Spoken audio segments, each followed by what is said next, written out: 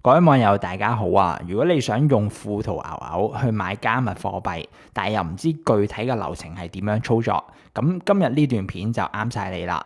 今日呢段片會講下點樣用富途牛牛去買加密貨幣或者加密貨幣嘅 ETF，同埋個收費方面嘅。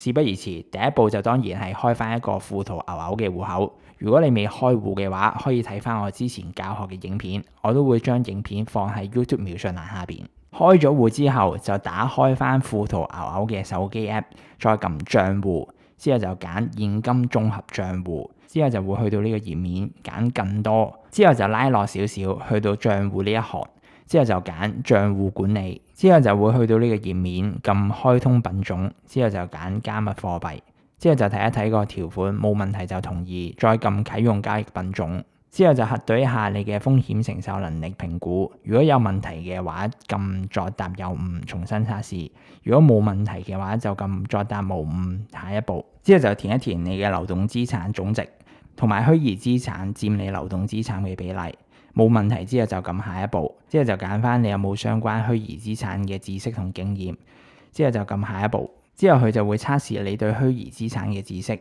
一共有8題，要全部答啱先可以 pass 嘅。答完之後，大家就可以撳提交。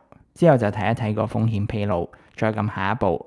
之後富途會 send 一個驗證碼去你電話號碼嘅，之後就輸入翻你嘅驗證碼，咁就成功開啟咗加密貨幣交易嘅功能啦。咁就可以買加密貨幣噶啦。咁之後就撳市場，再揀加密貨幣。呢度就可以揀你想買咩嘅加密貨幣，譬如有主流嘅比特幣、以太幣。不過依家暫時只係支援呢5個貨幣，其他貨幣就買唔到嘅。而比特幣同以太幣可以用港紙或者美金買，其他嗰3個貨幣就一定要用美金去買嘅。例如你想買比特幣，你就撳一下佢，再撳交易，就揀翻你想用咩貨幣買，譬如用港紙。之後就設定翻個買入價同個買入嘅數量。咁留意翻，只係可以用限價單，唔可以用其他嘅單嘅。如果冇問題就撳買入。之後就核對一下啲資料，如果冇問題就咁確定，咁就成功落咗單噶啦。之後就講下點樣買加密貨幣嘅 ETF。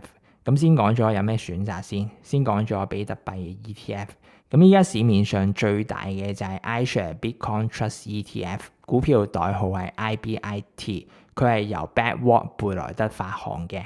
其次就係 Fidelity 嘅 Bitcoin Fund 啦，股票代號係 FBTC。之後我哋睇埋以太幣 ETF， 依家市面上規模最大嘅就係 iShares 嘅以太幣 Trust ETF， 股票代號係 ETHA。僅次其後嘅就係 Grayscale 嘅以太幣 Trust ETF， 股票代號係 ETHE。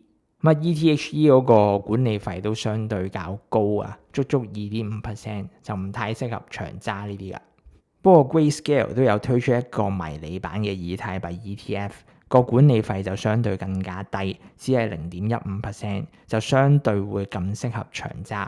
咁之後就講下點樣買啦。譬如你買 IBIT ETF 嘅，咁就輸入翻 IBIT， 咁就揀第一個，之後再揀交易，之後就設定翻個買入價同買入數量，同埋個訂單嘅類型。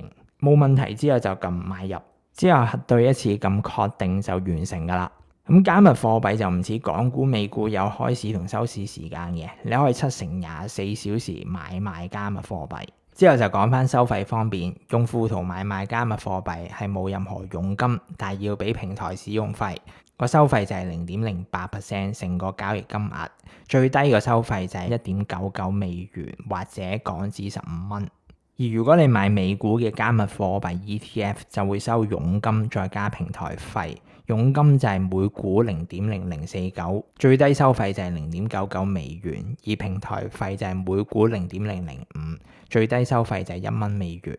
而買港股嘅加密貨幣 ETF 就冇任何佣金嘅，每次就係俾15蚊嘅平台費。最後，如果大家覺得呢段片有用，記得俾個留言、俾個讚同埋分享出去。我哋下條片再見，拜拜。